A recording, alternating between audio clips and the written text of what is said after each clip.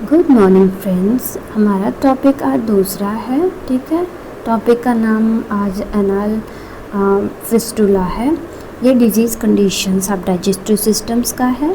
तो ये कंडीशंस में हम डिटेलली देखेंगे कि एनल फिस्टुला होता क्या है, उसके पैथोफिजियोलॉजी के बारे में डिटेली देखने वाले हैं एंड सर्जरी कौन सी परफॉर्म होती है वो चेक करेंगे देखेंगे। ठीक है, तो जय हिंद friends, welcome back to my YouTube channel Bhimna Singh tutorial. I will discuss regarding anal fistula.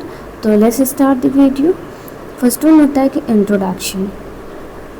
Introductions में क्या देखेंगे कि होता क्या है। ठीक है, इसका डिटेलली देखेंगे। And the anal fistula it is an abnormal communications मतलब मिलाव या इस कंडीशंस में कम्युनिकेशंस का मतलब होगा कि जैसे कि मिलाव। ठीक है, एक रास्ते से दूसरे रास्ते का मिलाव, ये अबनॉर्मली मिलाव रहेगा। इधर resulting to the anal a rectum. ठीक है, तो रिजल्टिंग कहाँ मिला हो रहा है, तो हमारा जो एनल है, ठीक है, पेशेंट का एनल टू रेक्टम है, वहाँ पे एबनॉर्मल एक पाथवे बन जा रहा है।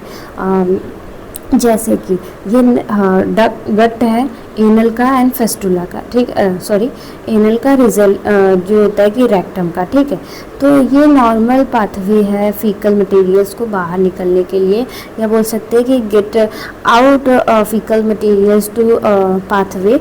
ठीक है, तो ये क्या होता है कि इसमें एबनॉर्मल पाथवे या एबनॉर्मल कम्युनिकेशंस वे बन जाता है। जैसे कि यहाँ से क्या होता है कि ये एपिथेलियल्स जो लाइन होती है हमारी, उसी में बनता है। ठीक है, तो वहाँ से क्या होता है कि अब नॉर्मल पाथवे बन जाए, बाहर की तरफ निकले, उसमें से भी फीकल मटेरियल्स निकले, ये पतला नैरो पाथवे बन जाना, जैसे कि हमने पिक्चर्स में दिखाया है। तो उसी को कहते हैं एनल फिस्टुला। एनल में क्या होना, होल हो जाना, या बोल सकते हैं एक नया कम्युनिकेबल पाथवे बन जाना, उसी को कहते हैं एनल फिस्टुला। इधर new communicable pathway to made up anal. ठीक है, नेक्स्ट है कि it may extend to the outsides of the skin vagina and buttock. Anal fistula is the complications of the Crohn disease. तो इसमें क्या बताया गया है कि ये बहुत मेन पॉइंट है एंड बहुत इम्पोर्टेंट टॉपिक है ये, क्योंकि बजाने के लिए क्वेश्चंस में ज़रूर आता है कि एनल फिस्टुला क्या है, एनल फिशर्स क्या है। तो फिशर्स के में हम डिटेलली हम पढ़ेंगे डिफरेंस दोनों में। ठीक है, तो इसमें मोटा मोटा देख लेते हैं। ठीक है, तो क्या इसमें बोला है कि जो आउटसाइड जो निकल रहा है पाथवे, जो निकल रहा है आउटसाइड, या वो आउटसाइड जो पाथवे निकल रहा है, जो मेडअप हो रहा है, तो वो स्किन में हो रहा है, स्किन के थ्रू आउटलाइन ऑफ स्किन हो रहा है। वो विजाइना में भी निकल सकता है, अगर लेडी पेशेंट है तो वो ये जो पाथवे है वो विजाइना में भी निकल सकता है, बटक के थ्रू ओपनिंग में निकल सकता है। That does not matter to एकदम सेम प्लेस। ठीक है, किसी भी प्लेस में निकल सकता है, बटक की साइड निकल सकता है, विजाइना की साइड निकल सकता है, ये जो पाथवे होता है। और फिर क्या होता है कि वहाँ से फिस्टुला बन सकता है। और ये क्रोहन डिजीज़ क्या होता है कि ये क्रोहन डिजीज़ में अक्सर करके आप बोल सकते हैं कि बहुत से कॉम्प्लिकेशंस होते हैं। क्रोहन डिजीज़ होता क्या है, तो उसमें क्या होता है, क्रोहन डिजीज़ में inflammation and infections of bowel, जो बावेल होता है ये, उसमें क्या होता है कि इन्फेक्शन हो जाता है। इन्फेक्शन की वजह से ये जल्दी बनता है। ठीक है, बोल सकते हैं कि बनता है इससे। नेक्स्ट देख लेते हैं डिफिनीशंस के बारे में। तो डिफिनीशंस क्या है, a the anal fistula it a the abnormal opening in the skin near by anus. ठीक है, that is lead to the insides of anal canal in the colon. ठीक है, तो इसमें मोटा मोटा से बताया गया है जो एनल फिस्टुला होता है वो अब नॉर्मली ओपनिंग हो रही है। कहाँ से हो रही है ओपनिंग, तो ये स्किन में ओपनिंग हो रही है। किसके स्किन में ओपनिंग हो रही है, तो एनल जो हमारा एनस होता है, ठीक है, वहाँ पे ओपनिंग हो रही है और lead to the inside anal canal, ठीक है। तो ये एनल कैनाल कहाँ पे प्रेजेंट हो रही है, अगर हो रही है तो एनल कैनाल में, ठीक है, इन द कॉलन और कॉलन में, ठीक है। ये जो कॉलन है हमारा उसमें हो रही है, ठीक है, एनल कैनाल में हो रही है और ये कहीं भी ओपनिंग जा सकती है, बटक में जा सकती है, ठीक है, वेजाइना की साइड जा सकती है, किधर भी जा सकती है ये। और रही बात इसमें अदर जगह भी नहीं जा सकती, यहीं से इसी में भी आ सकती है, जैसे कि एनल में ही से स्टार्टिंग हुआ इसका ओपनिंग, एनल में ही आके उसका ओपनिंग खुल गया, ठीक है। तो ऐसा भी हो सकता है, ठीक है। और इसमें मेन साइन सिम्टम्स जो होते हैं कि एबेस्कस देखने को मिलते हैं, ठीक है, वो पस का फॉर्मेशन देखने को, ड्रेनेज देखने को मिलता है, यही सब देखने को मिलता है।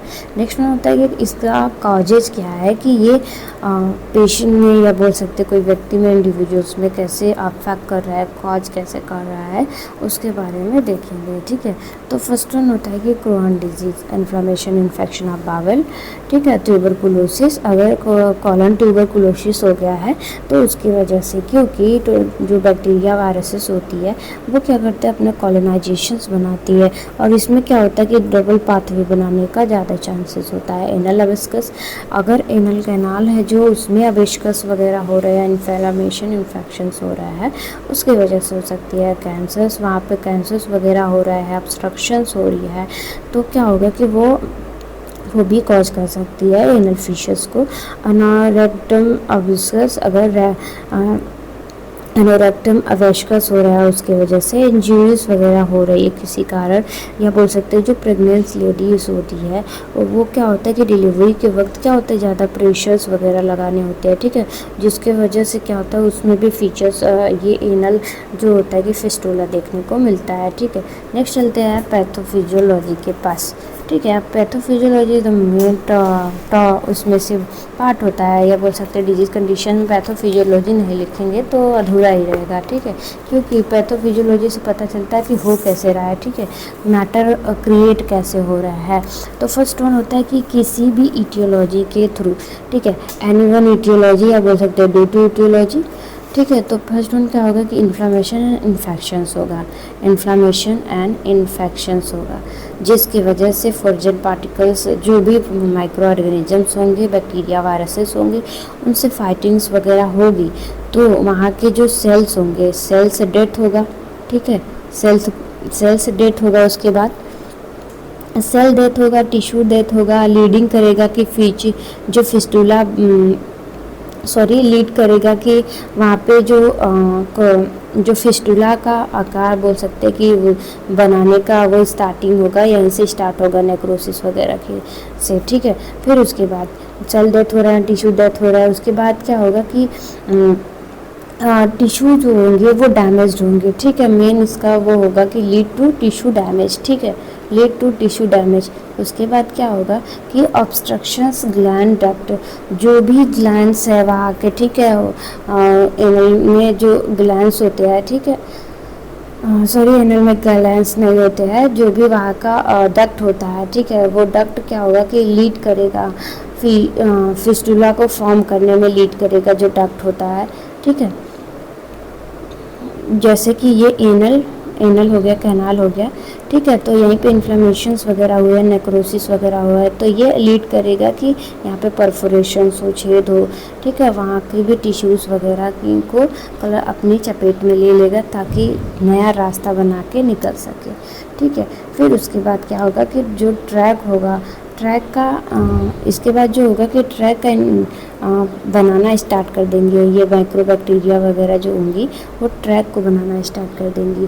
फिर उसके बाद क्या होगा कि जब ट्रैक को बनाना स्टार्ट कर देंगी तो यहाँ पे पस का फॉर्मेशन होगा, ठीक है, पस का फॉर्मेशन होगा क्योंकि नेक्रोसिस वगैरह हो रहे हैं, म्यूकस का फॉर्मेशन वहीं में होगा, ठीक है। जो एपिथेलियल सेल है, हमने बताया कि जो एपिथेलियल सेल का लाइनिंग है वहीं पे स्टार्ट हो रहा है, ये डीपली नहीं जा रहा है, लेकिन लाइनिंग जो एपिथेलियल सेल का है वहीं से स्टार्ट हो रहा है। जो एपिथेलियल सेल होता है, एपिथेलियल सेल जो होता है उसको डैमेज करेगा, फिर डैमेज करने के बाद वहाँ का जो सेल और टिश्यूज़ है उसको डेथ करते करते क्या करेगा कि ओपनिंग बना लेगा, ट्रैक बना लेगा एपिथेलियल के बीच में जो लाइनिंग है उसमें क्या होगा कि ओपनिंग ट्रैक बना लेगा।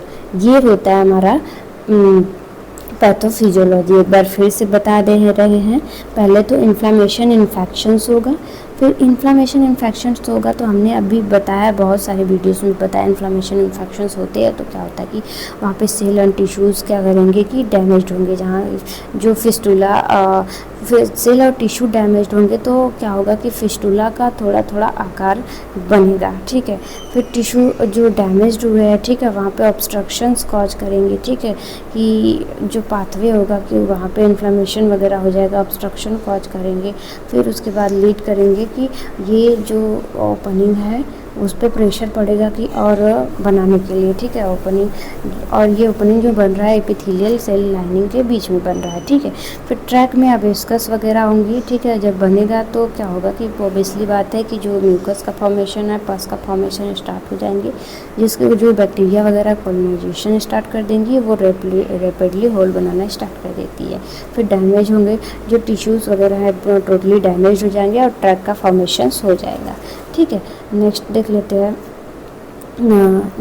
लेते हैं हम, राइट डाउन में ही करा है हमने, लेकिन तो हम डीपली समझ लेते हैं। तो इसमें मेन चीज़ क्या होता है, जिसके बाद डायग्नोसिस स्टार्ट करते हैं।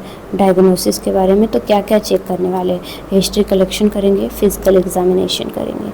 आप तो जानते हैं हिस्ट्री कलेक्शन, फिजिकल एग्जामिनेशन इसमें मोस्ट होता है, ठीक है। फर्स्ट वन यही हमारा काम होता है कि पहले हिस्ट्री कलेक्शन करें एंड फिजिकल एग्जामिनेशन करें कि पेशेंट कौन सी मेडिकेशन ले रहा है, क्या क्या उसको प्रॉब्लम है, पहले से इन्फेक्शन तो नहीं है, ठीक है, और ये सब प्रॉब्लम्स को चेक करेंगे, ठीक है। तो नेक्स्ट वन होता है कि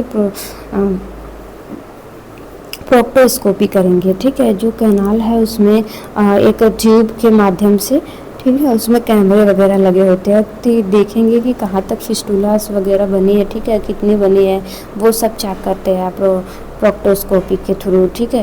तो प्रोक्टोस्कोपी के बाद ब्लड एग्जामिनेशन करेंगे। ब्लड एग्जामिनेशंस में देखेंगे कि कौन सी बैक्टीरिया वायरसेस इसमें इन्फेक्शन इन्फ्लेमेशन कहाँ तक पहुँचा है, कहाँ तक नहीं पहुँचा है। सीबीसी करेंगे, कंप्लीट ब्लड काउंट, ठीक है, उसमें भी एग्जामिनेशन करेंगे बैक्टीरिया वायरसेस का। एक्सरे करेंगे कि जो फिस्टूला है कितना बना है, ठीक है। ये नहीं कि एक ही फिस्टूला बन गया तो हो गया, ठीक है, कोलोनाइजेशन अच्छे से हो गया तो अच्छा वाला है, फिर जो ओपनिंग है 2-4 बन जाते हैं अच्छे से अच्छे खासे, ठीक है। फिर बैरियर स्टडी जो भी हो गया देखेंगे कि सिगमेंट स्कोपी करते हैं, ठीक है, सिगमेंटोस्कोपी अभी हम लिख दे रहे हैं, ये मेन मोस्ट इम्पॉर्टेंट होता है। ये डायरेक्ट उसमें होल में क्या होता है कि उसको थ्रू एग्जामिनेशन करते हैं, स्कोपी, ये मोस्ट इम्पोर्टेंट है, राइट डाउन कर लीजिएगा।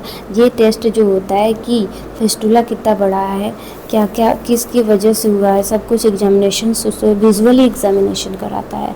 फिर एक स्टूल एग्जामिनेशन करेंगे कि स्टूल के इसके प्रेशर की वजह से स्टूल में ब्लीडिंग्स वगैरह नहीं हो रही है, और स्टूल पास करने में कॉन्स्टिपेशंस वगैरह नहीं हो रहा है, उसके बारे में टेस्ट करेंगे, देखेंगे। और इन्फेक्शंस कौन से हुए वो, उसके साथ म्यूकस वगैरह आ रहा है, पस का फॉर्मेशन हो रहा है तो वो आ रहा है, ड्रेनेज हो रहा है तो फीटस जो फिस्टूला है उससे ड्रेनेज वगैरह हो रहा है, वो सब एग्जामिनेशंस करेंगे, ठीक है। प्रोक्टोस्कोपी अभी हमने बता दिया, ये भी मोस्ट इम्पॉर्टेंट है। ये दो प्रोक्टोस्कोपी, सिगमेंट स्कोपी इसमें मोस्ट इम्पॉर्टेंट होता है, ठीक है। फिर नेक्स्ट देख लेते हैं कि डायग्नोसिस के बाद, अब हमने डायग्नोसिस का रिपोर्ट ले लिया, ठीक है, डायग्नोसिस का रिपोर्ट ले लिया, रिकॉर्ड किया, ठीक है। अब मैनेजमेंट में क्या करेंगे कि पहले मैनेजमेंट में आता है मेडिकल मैनेजमेंट, ठीक है। मेडिकल मैनेजमेंट में हम अगर बैक्टीरिया वायरसेस के थ्रू सभी इन्फेक्शन के थ्रू हो रहा है, ठीक है, डिजीजेस हो रही है, अब नॉर्मल सेल ग्रोथ की वजह से भी, वो ऑब्स्ट्रक्शन कॉज करने की वजह से भी इन्फेक्शन हो रहा है, तो फर्स्ट वन देंगे एंटीबायोटिक ड्रग। एंटीबायोटिक ड्रग क्या करती है, बैक्टीरिया वगैरह को किल करने में हेल्प करती है। फिर देखेंगे कि क्या होता है कि पेशेंट को पेन हो रहा है तो पेन मैनेजमेंट ऑपॉइड वगैरह ड्रग दे देंगे, पेन किलर दे देंगे। फिर नेक्स्ट वन देख लेते हैं, थर्ड वन ड्रग दे देते हैं anti inflammatory anti inflammatory drug देंगे कि जो इन्फ्लेमेशंस हो रहा है, जो पस का फॉर्मेशन हो रहा है वो सूख जाए और जल्दी से पेशेंट ठीक हो जाए। एमोक्सिसिलिन जैसे होता है एंटी इन्फ्लेमेटरी ड्रग में, ये क्या करता है कि जो घाव वगैरह होते हैं उसको सुखा देता है और इन्फ्लेमेशन को स्टॉप कर देता है और जल्दी से हील करने में हेल्प करता है। 3 ड्रग देंगे, द मोस्ट इंपॉर्टेंट ड्रग होती है ये इसमें का, ठीक है। अब देखेंगे सर्जिकल मैनेजमेंट, पहले मेडिकल मैनेजमेंट देखा, सर्जिकल मैनेजमेंट। सर्जिकल मैनेजमेंट में क्या क्या करेंगे, तो सर्जिकल मैनेजमेंट में 1 सर्जरी होती है, is the most important surgery होती है, ठीक है। उसको कहते हैं फिस्टुलेक्टमी। फिस्टुलेक्टमी फिस्टुलेक्टमी में क्या होता है कि हमने अभी वीडियो अपलोड कर दिया शॉर्ट में। फिस्टुलेक्टमी में जो फिस्टुला बना है, जो ओपनिंग बनी है, जो पाथवे बनी है न्यू वाली, उस पाथवे में बोल सकते हैं कि उस पाथवे में एक फिक्सिबल रॉड डाल के, ठीक है, रॉड नहीं बोल सकते, जो बत्ती नहीं होती है वो डाल के, ठीक है, हील कराते हैं, हील नहीं हो, ठीक है। तो इसमें इस प्रोसीजर्स में क्या करते हैं मेन कि इसी को कट करके यहाँ पे बत्ती डाल के भर देते हैं, जल्दी से हील हो जाए। ये इसका सीधा सा फंडा है कि इसको कट करके रिमूव कर देना, इसको कट करके जो होल है उसको कट कर देना, ओपनिंग कर देना। यहाँ पे जो गॉसेस पीसेस के थ्रू क्या होता है कि हील कराते हैं, ठीक है, इसको पैक कर देते हैं, ठीक है। ये होता है कि इसमें मोस्ट इम्पोर्टेंट सर्जरी, ठीक है। अब पोस्ट ऑपरेटिव के बाद पेशेंट का कैसे केयर करेंगे, कि पोस्ट ऑपरेटिव मतलब कि